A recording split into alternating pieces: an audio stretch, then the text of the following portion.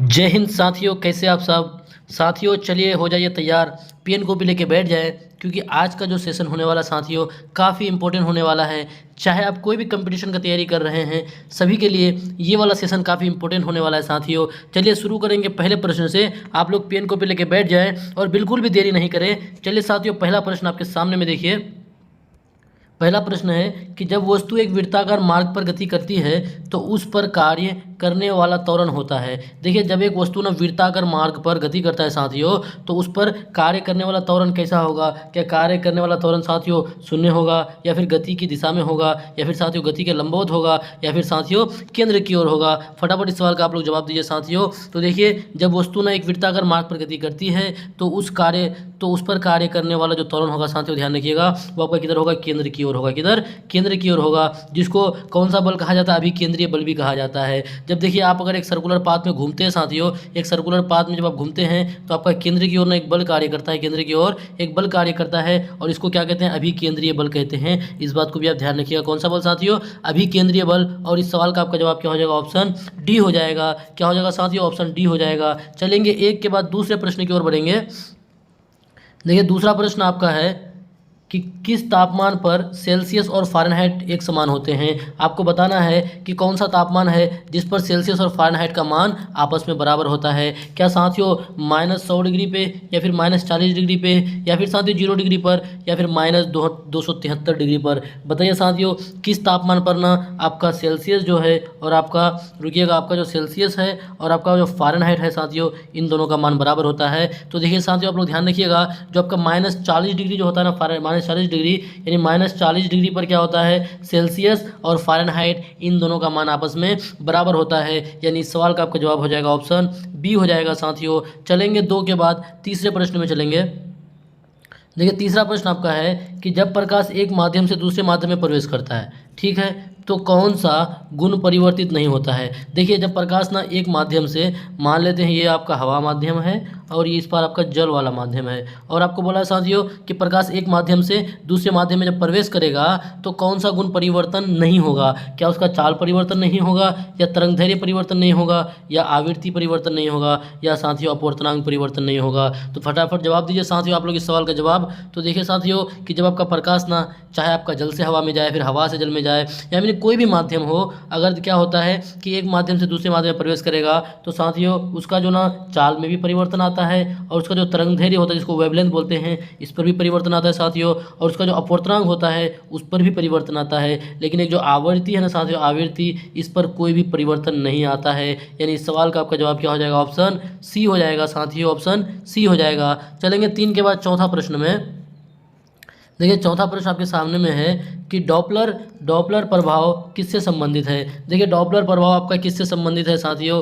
क्या आपका प्रकाश का परावर्तन से संबंधित है, या फिर ध्वनि की गति से संबंधित है, या फिर तरंगों की आवृत्ति में परिवर्तन से संबंधित है, या फिर साथियों गुरुत्वीय बल से संबंधित है। फटाफट आप लोग जवाब दीजिए कि डॉपलर प्रभाव जो है वो किससे संबंधित है साथियों। तो ध्यान रखिएगा आप लोग, जो डॉपलर प्रभाव है ना साथियों, वो आपका तरंगों की आवृत्ति में परिवर्तन से संबंधित है। यानी तरंगों की आवृत्ति में वर्तन से आपका संबंधित कौन है साथियों, डॉपलर प्रभाव। यानी इस सवाल का आपका जवाब हो जाएगा क्या, 4 का सी हो जाएगा। चलेंगे 4 के बाद पांचवा प्रश्न में।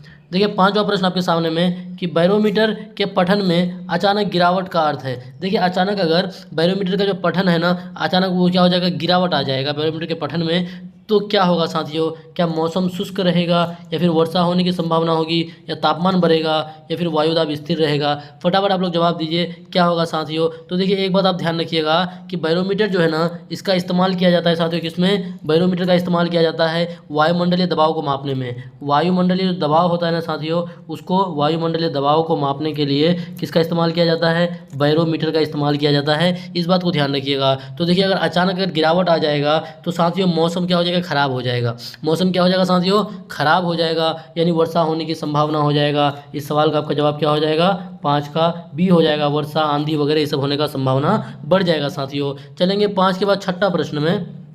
देखिए, यहाँ से आपका रसायन विज्ञान का प्रश्न शुरू होता है। इससे पहले आपका साथियों कि आपका फिजिक्स का प्रश्न था, अब यहाँ से शुरू होता है आपका रसायन का प्रश्न यानी केमिस्ट्री का। तो चलेंगे, शुरू करेंगे पहले प्रश्न से रसायन का। देखिएगा प्रश्न संख्या 6 आपका है कि परमाणु के केंद्र में कौन रहता है। बताइए परमाणु के केंद्र में कौन से कण होते हैं। आपको जवाब देना है कि परमाणु के केंद्र में क्या केवल इलेक्ट्रॉन होते हैं, या प्रोटॉन और न्यूट्रॉन होते हैं, या फिर साथियों केवल न्यूट्रॉन होते हैं, या फिर साथियों केवल प्रोटॉन होते हैं। तो देखिए आप लोग ध्यान रखिएगा, आप सबको पता भी है कि साथियों जो आपका इलेक्ट्रॉन है ना, ये आपका परमाणु के कक्ष में रहता है, और आपका प्रोटॉन और न्यूट्रॉन जो है साथियों, ये दोनों कहाँ पे होता है, परमाणु के नाभिक में होता है। और आप जानते हैं कि प्रोटॉन पर कैसा चार्ज होता है साथियों, उस पर पॉजिटिव चार्ज होता है, और जो न्यूट्रॉन होता है ना, उस पर जीरो चार्ज होता है। इसी की वजह से यानी प्रोटॉन की वजह से ही जो परमाणु का नाभिक होता है यानी केंद्र जो होता है साथियों, वो कैसा चार्ज वाला होता है, पॉजिटिव चार्ज वाला होता है। इस बात को ध्यान रखिएगा। और साथियों ये भी ध्यान रखिएगा कि इलेक्ट्रॉन जो है वो कक्षों में ना चक्कर काटते रहता है, घूमते रहता है, और इलेक्ट्रॉन पर कैसा चार्ज होता है, तो उस पर नेगेटिव चार्ज रहता है। इस बात को भी आप ध्यान रखिएगा। चलेंगे 6 के बाद 7वां प्रश्न में। देखिए 7वां प्रश्न आपका है कि शुद्ध जल का पीएच मान क्या होता है। बताइए, देखिए चाहे तो आपको शुद्ध जल पूछ दे साथियों, या फिर आपको शुद्ध जल नहीं बोल के वर्षा जल बोल दे, क्योंकि वर्षा जल बोले और शुद्ध जल बोले एक ही बात है साथियों। बोलेगा शुद्ध जल का पीएच मान कितना होगा, तो देखिए शुद्ध जल का आपका पीएच मान हो जाता है 7 हो जाएगा साथियों। क्या हो जाएगा, 7 हो जाएगा। शुद्ध जल का पीएच मान क्या हो जाएगा साथियों, 7 हो जाएगा। इस बात को आप ध्यान रखिएगा, या तो शुद्ध जल बोले या फिर वर्षा जल बोले, इसका पीएच मान 7 हो जाएगा। यानी इस सवाल का आपका जवाब क्या हो जाएगा, ऑप्शन सी हो जाएगा। चलेंगे 7 के बाद 8वां प्रश्न में। देखिए 8वां प्रश्न आपका है कि कौन सा तत्व जल में डालने पर आग पकड़ लेता है। देखिए किस तत्व को अगर हम लोग जल में डालेंगे तो आग, उसमें आग पकड़ लेता है। क्या साथियों, लोहा को, या फिर सोडियम को, या जिंक को, या फिर पारा को। बताइए साथियों कौन सा तत्व को जल में डालने पर आग पकड़ लेता है। देखिए आप सबको पता है कि सोडियम जो है ना, उसको किरोसिन में डुबो कर रखा जाता है। किसमें, सोडियम और पोटेशियम को किरोसिन में डुबो कर रखा जाता है। और आप जानते हैं कि इसको किरोसिन में इसलिए डुबो कर रखा जाता है क्योंकि साथियों अगर इसको ना किसमें, जल में रखा जाए तो क्या हो जाएगा, आग पकड़ लेगा। यानी इस सवाल का आपका जवाब क्या हो जाएगा, ऑप्शन बी हो जाएगा साथियों। और सोडियम क्या है साथियों, सबसे सक्रिय आपका धातु है, जिसका परमाणु संख्या कितना होता है, 11 होता है साथियों। इसमें इसका वैलेंसी कितना होता है, 1 होता है साथियों। इस बात को भी आप ध्यान रखिएगा, ठीक है। चलेंगे इसके बाद अगले प्रश्न में। इसके बाद चलेंगे 8 के बाद 9वां प्रश्न में चलेंगे साथियों। देखिए 9वां प्रश्न है कि लेड पेंसिल में कौन सा तत्व होता है। देखिए आप जो पेंसिल का इस्तेमाल करते हैं, जिसको लिखने में इस्तेमाल करते हैं, उसमें कौन सा तत्व रहता है। क्या सीसा रहता है, या ग्रेफाइट रहता है, या कार्बन डाइऑक्साइड रहता है, या चारकोल रहता है साथियों, जवाब दीजिए। तो देखिए जो आप पेंसिल का इस्तेमाल करते हैं ना, उस पेंसिल में आपका ग्रेफाइट रहता है। क्या रहता है साथियों, ग्रेफाइट रहता है। और आप ग्रेफाइट के बारे में जान लीजिए कि ग्रेफाइट क्या आपका एक अधातु है। क्या है साथियों, ग्रेफाइट आपका अधातु है। इस बात को भी ध्यान रखिएगा। और साथियों देखिए ये अधातु होकर के भी ये कैसा है, आपका सुचालक है। ये आपका अधातु होकर के भी क्या है साथियों, सुचालक है। ये अपवाद में है कि कौन सा अधातु आपका सुचालक होता है। तो ग्रेफाइट जो है वो आपका अधातु है, लेकिन वो कैसा है साथियों, सुचालक होता है। इस बात को आप ध्यान रखिएगा। और साथियों ये भी ध्यान रखिएगा, ये जो ग्रेफाइट है ना, ये आपका किसका, कार्बन का अपरूप होता है। इस बात को भी आप ध्यान रखिएगा साथियों। तो इस सवाल का आपका जवाब क्या हो जाएगा, ऑप्शन बी हो जाएगा। चलेंगे 9 के बाद 10वां प्रश्न में। देखिए प्रश्न संख्या 10 आपका है कि विटामिन सी का रासायनिक नाम है। बताइए विटामिन सी का रासायनिक नाम है। क्या साथियों थायमिन होगा, या सिट्रिक एसिड होगा, या एस्कॉर्बिक एसिड होगा, या निकोटिन होगा। फटाफट आप लोग जवाब दीजिए साथियों। गुड न्यूज़ ये है कि हम लोग ने जो पेन टेब ऑर्डर किया था वो फिर आ गया है, और फिर ठीक भी हो गया साथियों। इसीलिए आप लोगों को अब टेंशन नहीं लेना है। अब हम लोग क्या करेंगे, सारे ऑप्शन का एक्सप्लेनेशन करेंगे। तो देखिए साथियों इस सवाल का आप लोग जवाब दीजिए कि विटामिन सी का रासायनिक नाम क्या है। क्या थायमिन होगा, या सिट्रिक एसिड होगा, या एस्कॉर्बिक एसिड, या निकोटिन। तो साथियों इस सवाल का आपका जवाब हो जाएगा ऑप्शन सी, यानी एस्कॉर्बिक एसिड। यानी विटामिन सी का रासायनिक नाम क्या हो जाएगा, एस्कॉर्बिक एसिड हो जाएगा। यानी इस सवाल का आपका जवाब हो जाएगा ऑप्शन सी हो जाएगा साथियों। चलेंगे 10 के बाद 11वां प्रश्न में। देखिए 11वां प्रश्न आपका है कि कौन सा गैस रंगीन है। रंगीन यानी कौन सा गैस आपका रंगीन है। क्या ऑक्सीजन, या फिर नाइट्रोजन, या क्लोरीन, या फिर हाइड्रोजन। बताइए साथियों इनमें से कौन सा गैस रंगीन है। तो फटाफट जवाब दीजिए साथियों। देखिए यहाँ से ना कुछ बातें और आप जान लीजिए कि जो आपका नाइट्रोजन है ना, इसकी मात्रा वायुमंडल में 78% है, और सबसे ज़्यादा इसी की मात्रा है साथियों। और ऑक्सीजन की मात्रा अगर पूछे तो 21% है। इस बात को भी आप ध्यान रखिएगा साथियों। और देखिए कौन सा गैस आपका रंगीन है, तो ध्यान रखिएगा 11 का आंसर हो जाएगा सी, यानी क्लोरीन जो है साथियों। क्लोरीन जो एक आपका क्या है, अधातु भी है। क्लोरीन क्या है साथियों, अधातु है। और ये आपका क्या हो जाएगा, ये आपका रंगीन है साथियों। इस बात को आप ध्यान रखिएगा, ठीक है। तो चलेंगे इस सवाल का जवाब हो जाएगा ऑप्शन सी हो जाएगा। चलेंगे 11 के बाद 12वां प्रश्न में। देखिए 12वां प्रश्न आपका कि बॉयल का नियम किस पर लागू होता है। बॉयल का नियम किस पर लागू होता है? क्या साथियों गैस का तापमान पर, या फिर गैस का दाब और आयतन पर, या फिर साथियों गैस की गति पर, या फिर साथियों द्रव की चिपचिपाहट पर। फटाफट आप लोग जवाब दीजिए कि बॉयल का नियम किस पर लागू होता है। तो देखिए साथियों, आप एक बात ध्यान रखिएगा कि बॉयल का जो नियम होता है ना, वो गैस का दाब यानी गैस का दाब और आयतन पर लागू होता है। किस पर? गैस का दाब और आयतन पर लागू होता है। और यहाँ से आप ये भी ध्यान रखिएगा कि गैस का आयतन जो होता है ना साथियों, वो दाब का व्युत्क्रमानुपाती होता है। जो गैस का आयतन होता है, गैस का आयतन वो किसका होगा? दाब का जो है वो व्युत्क्रमानुपाती होता है। और व्युत्क्रमानुपाती का मतलब जानते हैं, जो अगर एक दूसरे का व्युत्क्रमानुपाती होगा तो उस दोनों में गुना एक दूसरे का उल्टा होगा। इस बात को आप ध्यान रखिएगा। तो साथियों इस सवाल का आपका जवाब क्या हो जाएगा? ऑप्शन बी हो जाएगा। चलेंगे 12 के बाद 13वां प्रश्न में। देखिए 13वां प्रश्न आपका है, आपका कास्टिक सोडा है और हाइड्रोक्लोरिक अम्ल है कि अभिक्रिया से प्राप्त उत्पाद बताइए। देखिए आपका क्या है? कास्टिक सोडा और हाइड्रोक्लोरिक अम्ल, ये दोनों आपस में रिएक्शन करेगा तो कौन सा उत्पाद बनेगा? क्या आपका H2O और NaCl बनेगा साथियों, या NaOCl सोडियम ऑक्सीक्लोराइड और हाइड्रोजन निकलेगा, या फिर सोडियम क्लोराइड और कार्बन डाइऑक्साइड साथियों, या फिर केवल सोडियम हाइड्रोक्साइड जिसको कास्टिक सोडा कहते हैं। तो देखिए साथियों, आपका NaOH जो है ये आपका कास्टिक सोडा है और ये आपका क्या है? क्षार है। और HCl आपका क्या है? हाइड्रोक्लोरिक अम्ल है। और आप जानते हैं कि जब अम्ल और क्षार आपस में रिएक्शन करता है तो क्या बनता है साथियों? लवण और जल बनता है। तो देखिए जल का ऑप्शन कहाँ पे है? इसमें तो जल का ऑप्शन है नहीं, इसको काटिए। इसमें भी जल का ऑप्शन नहीं, इसको भी काटिए। इसमें भी जल का ऑप्शन नहीं, इसको भी काटिए। तो देखिए साथियों, आपका जल का ऑप्शन कहाँ है? H2O और NaCl, यानी क्या निकल के आएगा? NaCl और H2O निकल के आएगा। जो आपका NaCl बनेगा ना साथियों, वो NaCl आपका साधारण नमक हो जाएगा और H2O जो होगा वो आपका जल हो जाएगा। और इस प्रक्रिया को क्या बोलते हैं? इसको बोलते हैं उदासीनीकरण अभिक्रिया कहते हैं। इस बात को भी आप ध्यान रखिएगा साथियों। चलेंगे 13 के बाद 14वां प्रश्न में। देखिए यहाँ से आपका शुरू हो रहा है जीव विज्ञान, बायोलॉजी। तो देखिए एक चीज़ आप लोग नोटिस कीजिएगा कि हम लोग ना फिजिक्स केमिस्ट्री बायो तीनों से निचोड़ लेके आते हैं साथियों। आप कोई भी कंपिटेटिव एग्जाम का तैयारी कीजिए, आपके लिए हर एक क्वेश्चन काफ़ी इंपॉर्टेंट होने वाला है। और बिल्कुल भी स्किप नहीं करते हुए आप वीडियो को पढ़ते चलें, आपके लिए काफ़ी फायदेमंद होगा साथियों। तो चलिए 14वां प्रश्न आपका कि हाइपरग्लाइसीमिया का कारण है। बताइए हाइपरग्लाइसीमिया का कारण क्या होगा साथियों? क्या कम रक्तचाप होगा कारण, या फिर कम ग्लूकोज इसका कारण होगा, या फिर साथियों अधिक इंसुलिन होगा, या फिर साथियों रक्त में अधिक ग्लूकोज होगा? बताइए साथियों हाइपरग्लाइसीमिया का कारण क्या होगा? तो देखिए साथियों, इस सवाल का आपका जवाब हो जाएगा, आप नोट करते हुए चलिएगा पेन को भी लेके, कि हाइपरग्लाइसीमिया का कारण क्या होगा? रक्त में अधिक ग्लूकोज। क्या साथियों? रक्त में अधिक ग्लूकोज के कारण क्या हो जाएगा? आपका हाइपरग्लाइसीमिया हो जाएगा। यानी इस सवाल का आपका जवाब क्या हो जाएगा? ऑप्शन डी हो जाएगा साथियों। चलेंगे 14 के बाद 15वां प्रश्न में चलेंगे। देखिए 15वां प्रश्न आपके सामने में है। 15वां प्रश्न आप देखिएगा कि माइटोकॉन्ड्रिया को किस नाम से जाना जाता है। फटाफट आप लोग बताइए कि माइटोकॉन्ड्रिया को किस नाम से जाना जाता है। क्या कोशिका की माँ के नाम से, या फिर अनुवांशिक केंद्रक साथियों, या फिर ऊर्जा का घर, या फिर नियंत्रक केंद्र के नाम से? बताइए माइटोकॉन्ड्रिया को किस नाम से जाना जाता है। तो देखिए आप सबको पता है कि माइटोकॉन्ड्रिया को ना साथियों पावर हाउस ऑफ सेल यानी ऊर्जा का घर कहा जाता है। और बस आप लोग को प्यार से कमेंट बॉक्स में ये बताना है कि माइटोकॉन्ड्रिया में जो ऊर्जा रहता है ना साथियों, वो किस रूप में रहता है, आप लोग को कमेंट बॉक्स में बताना है साथियों। तो इस सवाल का आपका जवाब हो जाएगा ऑप्शन सी हो जाएगा। चलेंगे 15 के बाद 16वां प्रश्न में चलेंगे।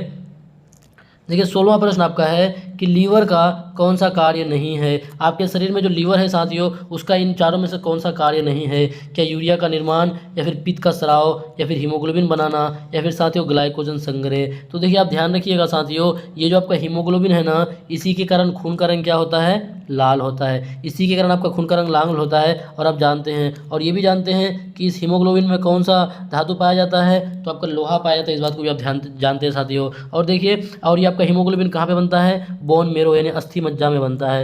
ये आपका कहाँ बनता है साथियों? अस्थि मज्जा में बनता है। इस बात को भी आप ध्यान रखिएगा। आपका कहाँ बनता है? ये अस्थि मज्जा में बनता है। इस बात को आप ध्यान रखिएगा। तो देखिए लीवर का कौन सा कार्य नहीं है, तो आपका क्या आंसर हो जाएगा साथियों? ऑप्शन सी हो जाएगा, यानी हीमोग्लोबिन का बनाना, यानी ये लीवर का काम नहीं है। ये काम किसका है साथियों? ये आपका है अस्थि मज्जा का है। इस बात को आप ध्यान रखिएगा साथियों। और ये भी ध्यान रखिएगा कि हीमोग्लोबिन में कौन सा धातु पाया जाता है, तो आपका क्या पाया जाता है साथियों? लोहा पाया जाता है। इस बात को आप ध्यान रखिएगा। और इसी की मौजूदगी के कारण खून का रंग कैसा होता है साथियों? आप सबको पता है कि इसके मौजूदगी के कारण खून का रंग कैसा होता है? लाल होता है। ये बात आप सबको पता है। चलेंगे 16 के बाद 17वां प्रश्न में। देखिए 17वां प्रश्न आपके सामने में है कि लसिका तंत्र यानी लिम्फेटिक सिस्टम का प्रमुख कार्य है। जो आपके अंदर लसिका तंत्र होता है साथियों, उसका प्रमुख कार्य क्या है? क्या ऑक्सीजन ले जाने का कार्य है, या प्रोटीन को पचाना है, या फिर रोग प्रतिरोधक, या फिर मांसपेशियां चलाना है साथियों। तो देखिए आप सबको पता है कि आपका जो प्रोटीन है वो आपका छोटी आंत में पचता है यानी अमाशय में पचता है, और ऑक्सीजन को ले आने का काम कौन करता है? वो आपका रक्त करता है साथियों। देखिए लसिका हुआ और आपका WBC हुआ, लसिका और साथियों WBC ये आपका क्या करता है? रोग प्रतिरोधक क्षमता, यानी आपको क्या करता है? आपके शरीर को ना रोगों से लड़ने के लिए मदद करता है। तो साथियों आपका इस सवाल का जवाब हो जाएगा क्या? रोग प्रतिरोधक, रोग प्रतिरोध हो जाएगा। यानी लसिका तंत्र का प्रमुख कार्य क्या है? रोग प्रतिरोध साथियों। यानी इस सवाल का आपका जवाब हो जाएगा ऑप्शन सी हो जाएगा। चलेंगे 17 के बाद 18वां प्रश्न।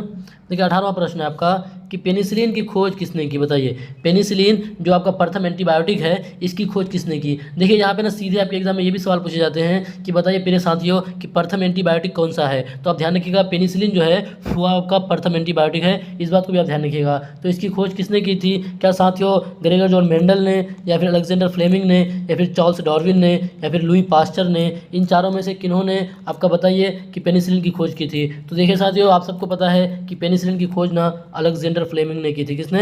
अलेक्जेंडर फ्लेमिंग ने पेनिसिलिन की खोज की थी। अगर यहाँ से और आप जानिएगा तो ग्रेगर जॉन मेंडल को क्या कहा जाता है? आपका आनुवांशिकी का पिता कहा जाता है, इस बात को भी आप ध्यान रखिएगा साथियों। चलेंगे 18 के बाद 19वां प्रश्न, और इस सवाल का आपका जवाब हो जाएगा ऑप्शन बी हो जाएगा। चलेंगे 19वां प्रश्न में साथियों।